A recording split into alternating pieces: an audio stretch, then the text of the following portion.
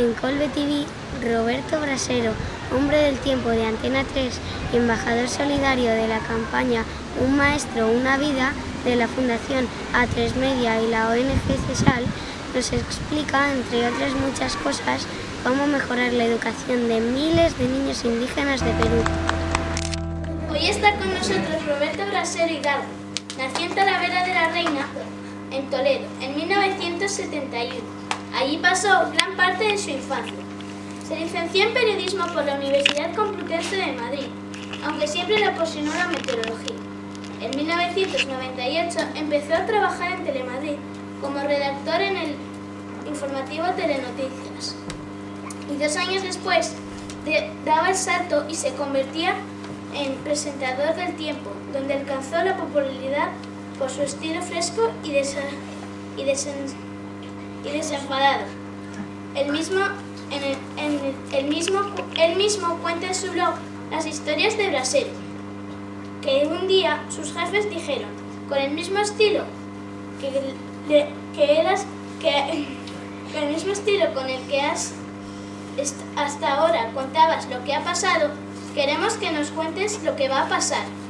Y así fue como Brasero pasó de los hechos, de las previsiones, de los reportajes a los mapas. Y así fue también como lo segundo se fue contagiando lo de lo primero. Y con el tiempo se convirtió en algo más que decir ¿dónde va a llover?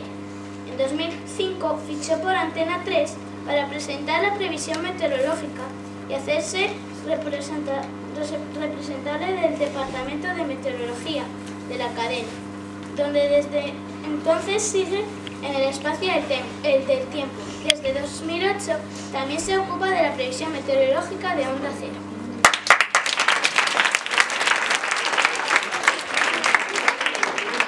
Muchas gracias, María. Buenos días a todos. Gracias por recordármelo. Y es verdad, así es como he llegado a ser el hombre del tiempo, pero no vengo a hablaros del tiempo, o no todo el tiempo voy a hablar del tiempo, sino de ese viaje que hemos hecho a Perú con una ONG que se llama CESAL y con una fundación que es la Fundación de A3 Media. ¿Y sabéis dónde he estado en Perú? Y por eso estoy aquí, porque si no, no tendría sentido que yo viniera aquí. He estado en los colegios de una zona de Perú.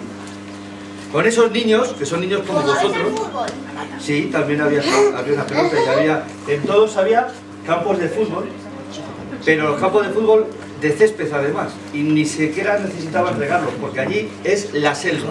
Esa parte de Perú, que tiene muchas partes, como España, es más grande que España y tiene unas zonas más diferenciadas que España. Y hay una parte que es la selva amazónica. El Amazonas está en Perú, está en Brasil, que es la parte más grande, también está en Colombia, un poquito en Ecuador. Nosotros estuvimos en la parte de Perú, con la gente que vive allí. El Amazonas está muy lejos para llegar de España, pero también está muy lejos de sus propias ciudades. La capital de Perú, ¿esos saben cuáles son? Lima es la capital de Perú. El sitio donde estuvimos está tan lejos de Lima como puede estar Berlín de Madrid. Pero además las comunicaciones son mucho más difíciles. Nosotros pudimos llegar en avión hasta un sitio, pero luego tuvimos que coger una avioneta. Luego tuvimos que coger un coche y luego tuvimos que coger barcas para surcar el río y llegar a estas zonas donde viven estos niños. Entonces los niños son niños como vosotros. Hay además en los poblados indígenas en los que viven 40 o 50 familias, niños de todas las edades. Las ganas que tienen de aprender son las mismas que tenéis vosotros. Pero la diferencia que hay es las escuelas y los medios que tienen para aprender ellos. Porque por ejemplo vosotros ahora vais, los que estáis aquí más pequeños, a una clase y los más mayores vais a otra, ¿no? Supongo. Pues ellos, sea la edad que tengan, van a la misma clase. La clase que van es la mitad de esto. Bueno, no la clase, el cole. El cole que van es la mitad de esto. Allí no hay ladrillos, no hay cemento, no hay ventanas, no hay cristales, no hay vidrios, tampoco hay techos. O cuando hay, intentan tenerlos, pero al final acaba llevándoselos el agua que cae muy fuerte. Entonces cuando llega una tormenta fuerte, lo poco que tienen desaparece, tienen que empezar de nuevo. Ellos son listos y cuando saben que llega la tormenta se cogen los cuadernos que tienen y se los llevan a otro sitio para refugiarse, pero si no les da tiempo, también se quedan los cuadernos, se quedan los libros y todo se lo llevan. Y hay que empezar de nuevo. Y hay que empezar de nuevo con las mismas ganas y la misma ilusión que tienen ellos los niños y que tienen los profesores de allí. Les faltan los medios para tenerlo. Y ahora, con la fundación, con la ONG, lo que estamos haciendo es intentar que los españoles, que de momento tenemos un poquito más de medios, pongamos algo de ayuda para que le lleguen a ellos que están allí en el Perú. Pero yo lo que he venido aquí, sobre todo a contaros, es, de primera mano, la experiencia de los niños de allí. Y a contaros eso, que son como vosotros, que tienen las mismas ganas y que...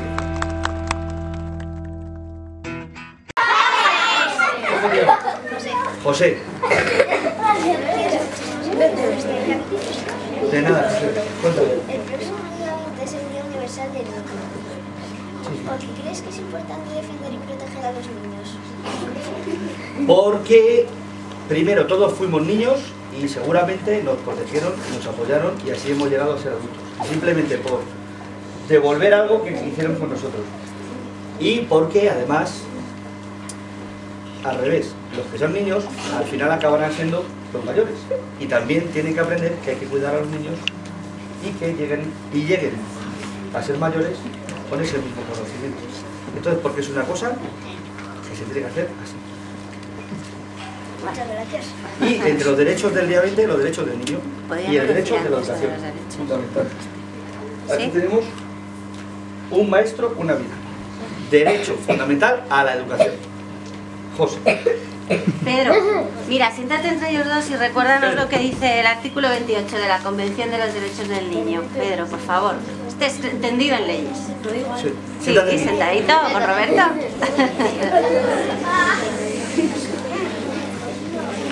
Los niños tienen artículo 28 sobre la Convención de los Derechos del Niño.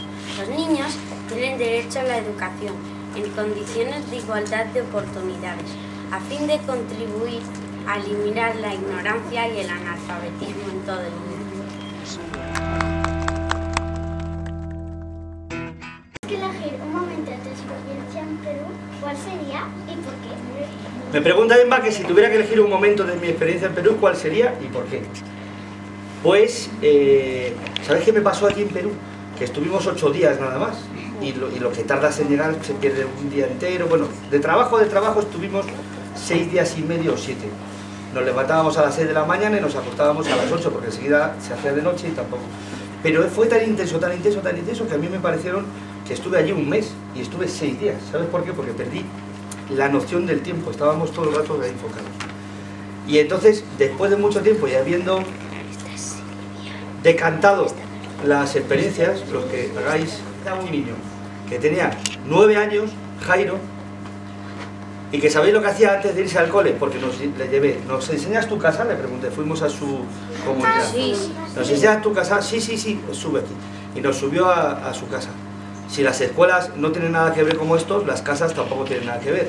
Las casas es una construcción también de caña o de madera, los más privilegiados, y tiene una parte abajo que es la zona común, y la parte de arriba, ¿sabéis por qué viven arriba y duermen arriba? Para que no lleguen la mayoría de los animales, porque algunos acaban llegando, sobre todo arañas y otros insectos. Pero bueno, arriba. Entonces, arriba es la parte cerrada donde duermen. Cada uno tiene su esquina con su mosquitera. Y esa es, no hay habitaciones, es solo una habitación. Y en la esquina de Jairo tenía sus pollitos que criaba y tenía una pequeña bombilla con la que estudiaba por las noches, porque a las 6 ya se hace de noche. Y por la mañana, ¿qué haces? Le pregunté. Pues me levanto, lavo mi ropa, atizo la candela, que es el fuego que tienen siempre, y preparo el desayuno. ¿Qué desayuno? Le pregunté, porque ahí no se veía nada. No, me voy al río, pesco mi desayuno, vengo y mi mamá me lo hace en el fuego, y luego me voy al cole.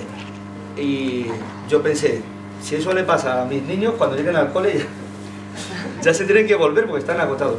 Bueno, pues la tarea que tiene un niño que vive en la selva amazónica pues es el doble. Es decir, que muchas veces al cole le da la menor importancia porque antes de eso tiene que cuidarse, levantarse, que no le pique una araña y le mate y que tenga su comida para desayunar. Así que el cole es su menor preocupación y aún así se preocupan por ir al cole y les gusta ir al cole y aprender. Muchísimas gracias. Habla un poco más Más fuerte. fuerte. Habla para ellos. Nosotros siempre hemos tenido profesores y maestros y lo vemos como algo normal. Después de ver el primer documental nos hemos dado cuenta de que no todos los niños tienen esa suerte. ¿Cómo podríamos hacer eso? Claro, dice Silvia que vosotros veis lo normal tener profesores y maestros. Claro que sí, y allí no es lo normal. Y ¿sabes lo que es lo normal allí? Que el maestro que llega un año, que por obligación tiene que estar un año, cuando acaba ese año ya pide que le trasladen, quieren que irse a otro sitio, porque él no entiende, los niños no es de allí, es difícil de vivir, es un sitio que nosotros lo vemos muy bonito cuando lo vemos por la tele, pero estar allí hay una temperatura muy alta constantemente, entonces las personas mayores se cansan, están todo el día un poco bajos si no han nacido allí, hay mosquitos todo el rato que si no llevas, ellos están inmunizados, ¿sabéis lo que es inmunizados? A ellos los mosquitos no les afectan porque están preparados para ellos, pero tú llegas allí con tu sangre occidental y eres el festín de los mosquitos del Amazonas, entonces tienes que echarte un producto 3 veces, que es un repelente, y vas. Y entonces toda la gente que no es de allí tiene muchas dificultades. Si además tú has estudiado para ser maestro, si lo que quieres es enseñar a los niños y ves que los niños no están aprendiendo, pues los maestros acaban perdiendo el interés y quieren cambiarse, irse a otro sitio. Y llega otro nuevo y empieza así el ciclo. Entonces, si un niño aquí, ¿cuánto un niño puede tardar en aprender? A leer. 2 años, 3, desde que se le pone. Pues allí tardan 5 o 6. Es el doble. Nos contaban que todo es más difícil de llevar a cabo el proceso de aprendizaje. Entonces los profes son los primeros muchas veces que desisten y se van. También porque bien que la clase al principio empieza por los 40 niños del poblado y al mes siguiente tienen 20 y al mes siguiente tienen 10. ¿Pero qué estoy haciendo mal? No, es que los niños ni siquiera les entienden porque hablan otro idioma también, que son los idiomas indígenas, y los profes hablan castellano, intentan aprender el idioma, pero en ese camino se pierde mucho tiempo.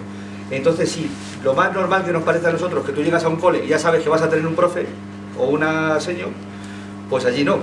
Allí llegan y a ver si tienen uno y a ver cómo es y a ver si al mes que viene están aquí.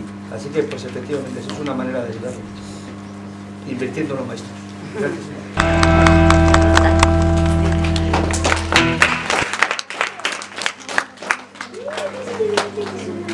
Este año estamos aprendiendo las diferentes comunidades autónomas de España y nos gustaría saber cómo te aprendiste el relieve y la división territorial española. Carlota ya ha tirado por la vertiente hombre del tiempo. Ya hemos salido de Perú y desembocamos en España. Yo te digo cómo me la aprendí. Yo me la aprendí de pequeño en unas plantillas que había que tenían el nombre de los ríos y los montes, los golfos y los cabos, y luego quitaban esa plantilla y se quedaba lo que se llama un mapa mudo.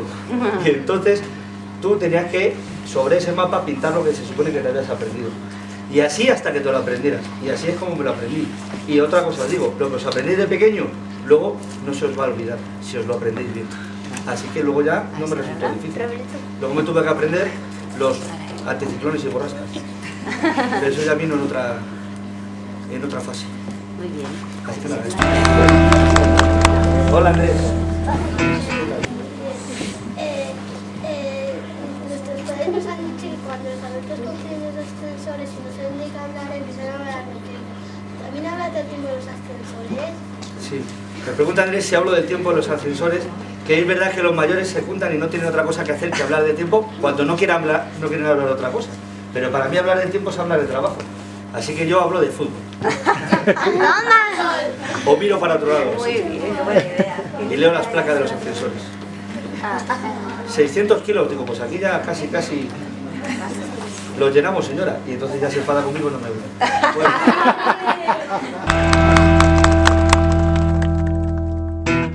Quería preguntarte que si alguna vez te has equivocado en la predicción del tiempo. Sí, muchas veces, todos los días. El viernes pasado me equivoqué, porque yo creía que el sábado iba a acabar nublándose más de lo que estuvo y el domingo menos despejado. Pero no me equivoco. O sea, equivocarte dando la previsión que hago yo es más difícil, porque es contar lo que los científicos que saben más te dicen, sí, lo vuelcan, tienen las previsiones que sacan y yo más o menos las interpreto y las cuento. En interpretarlas puede haber un fallo, tú intentas reducirlo. En contarlos no tiene que haber ninguno. No tiene que haber ninguno porque al final tienes que conseguir que la gente se entere de lo que hay. Muchas veces cuando es un fallo en la comunicación, cuando el mensaje principal no llega porque te has puesto un vestido muy llamativo o porque no llevas vestido, y entonces te vas fijando más en otra cosa que en el mapa, ¿no? Y eso es un fallo en la comunicación. Y luego los otros fallos no son fallos, son que la atmósfera es caótica y que la ciencia meteorológica no es una ciencia exacta.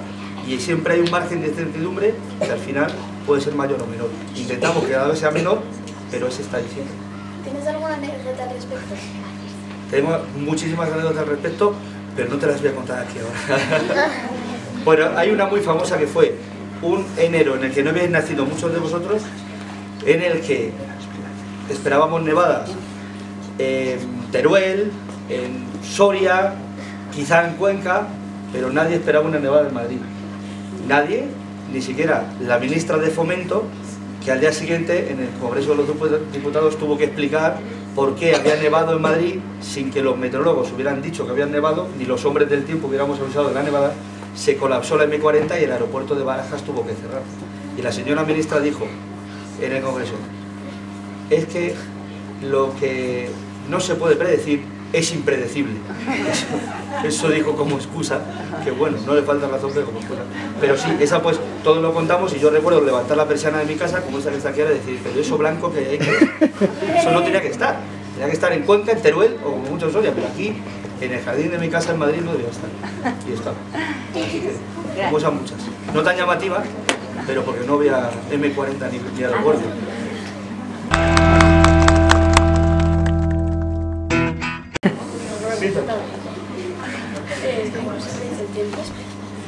Pues se predice, es muy complicado y muy largo, pero simplemente, y ya que eres mayor, el tiempo, los científicos toman el tiempo como una ecuación matemática. Es decir, el aire se comporta como un fluido y tú, la ciencia, es capaz de determinar qué comportamiento va a tener ese fluido según ciertas circunstancias previas. Si hay más o menos calor, aquí, allí o acullá, va a comportarse de esta manera. Si se comporta de esta manera puede generar estos frentes, puede bajar la presión, etc. Entonces todos esos pasos ya están más o menos predeterminados en ecuaciones matemáticas que tienen unos ordenadores superpotentes. ¿Y qué necesitan?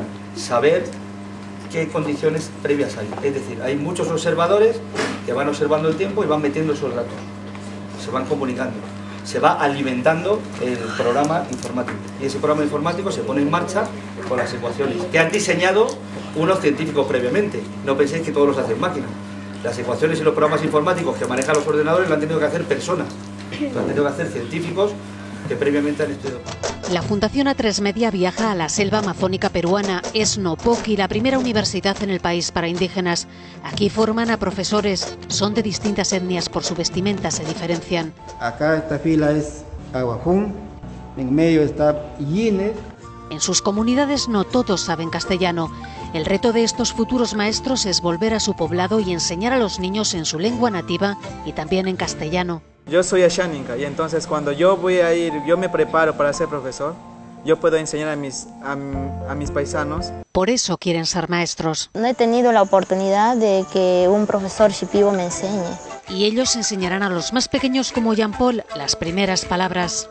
Nariz, nariz, oreja, oreja, oreja, oreja, oreja. Un maestro es vida. Un maestro, una vida, esa es la campaña de este año. Y Roberto Brasero es el embajador solidario. Se quiere garantizar una educación de calidad a más de 2.500 niños de la zona de Atalaya, en Perú. Y seguiremos viendo sonreír mucho más a estos niños y ellos seguirán con su mirada un poco así desconchado.